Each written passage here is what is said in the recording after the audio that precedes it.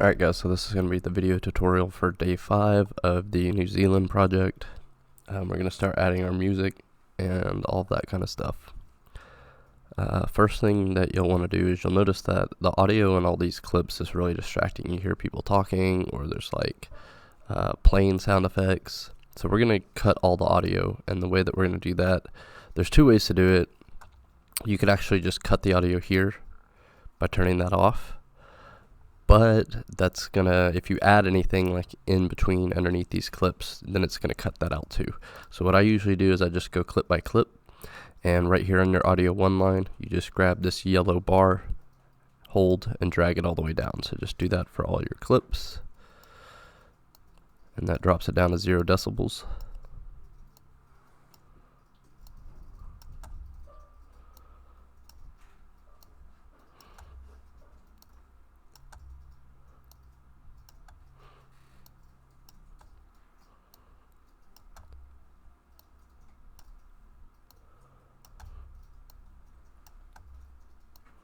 Alright, so we've got that drop down to all of our decibels, or all down to 0 decibels. Now we're going to add our background music, so we go up here to our project assets.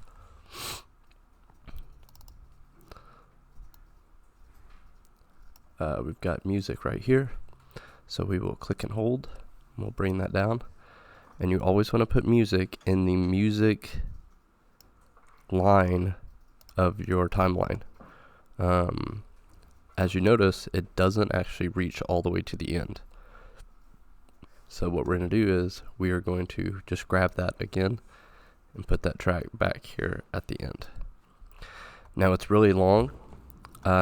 Most people will be tempted to grab this and drag it to line it up there.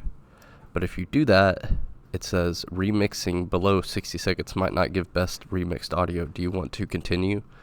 So what you're going to say, no, we're going to cancel that.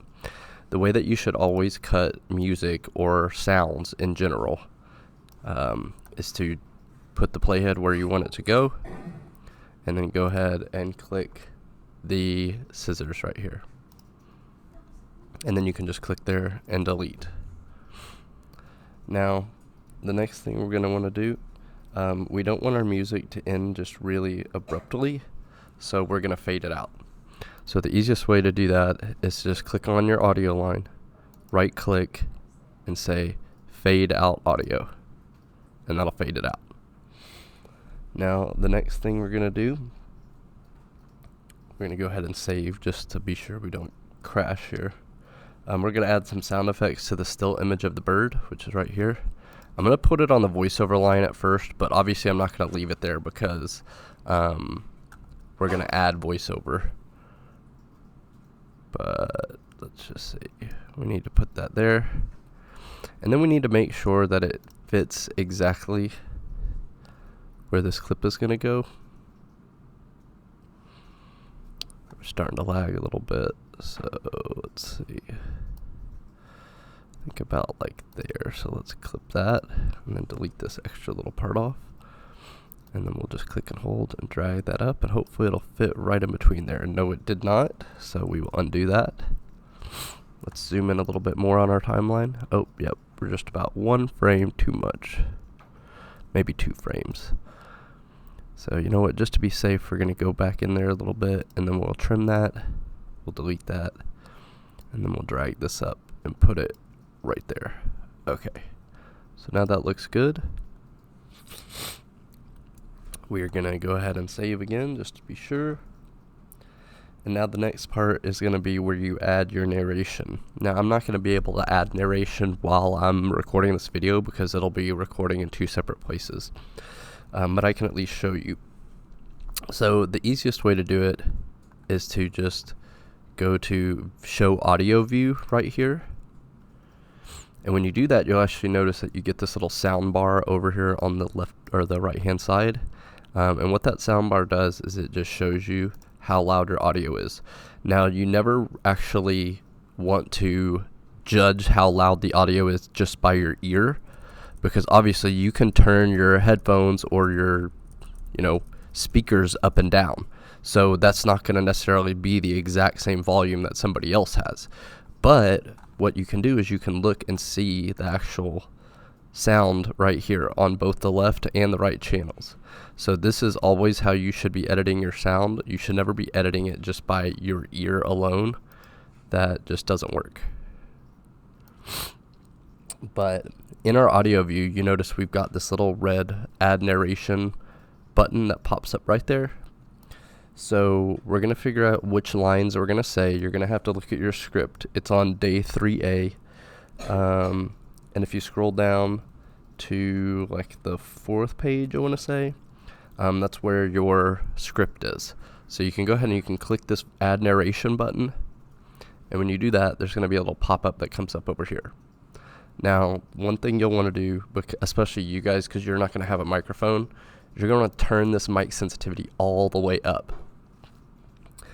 And then when you're ready, you'll click the record button. It'll do a 3-second countdown, and then it'll record your narration. Let's see if it actually works here. 3, 2, 1. If you ever get to travel, be sure to go to New Zealand. And there it is, it put it in there. Now I'm using a special kind of microphone, so it actually only recorded on the left channel. But if you guys use the internal mic, it'll actually record on both channels. Now go through there, you'll need to put in about 5 voiceovers. And once you're through with that, go ahead and save. Now another thing you'll want to do is you'll want to turn down the music during your voiceover part so that the music isn't really distracting. And let me zoom in on my timeline here. Again, you'll have to do, 4 other voiceovers. I just did 1. And yours will look like this music. It'll have a top and bottom channel, whereas mine just has 1 because I'm using a special microphone. But go ahead and take your playhead and put it right at the end of your voiceover.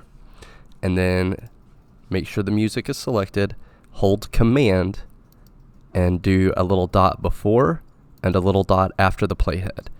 And then you're going to click and hold, and you're going to very, very slowly drag this down to probably like -7. We're going to mute voiceover just for a second, and then we'll get a feel for how many decibels it is.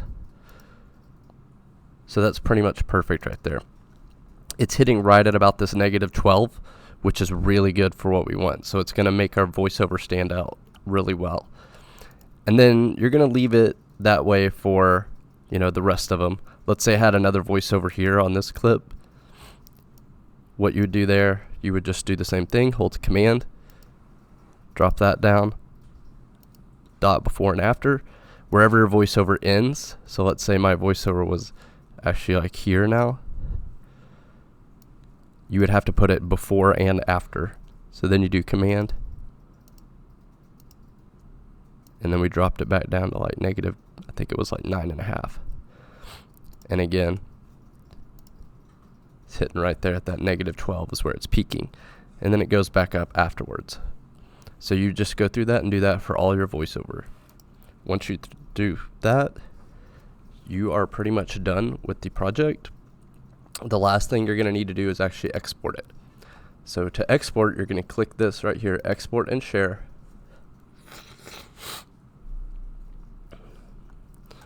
Now, you never do this quick export, so never do that. Always click Devices.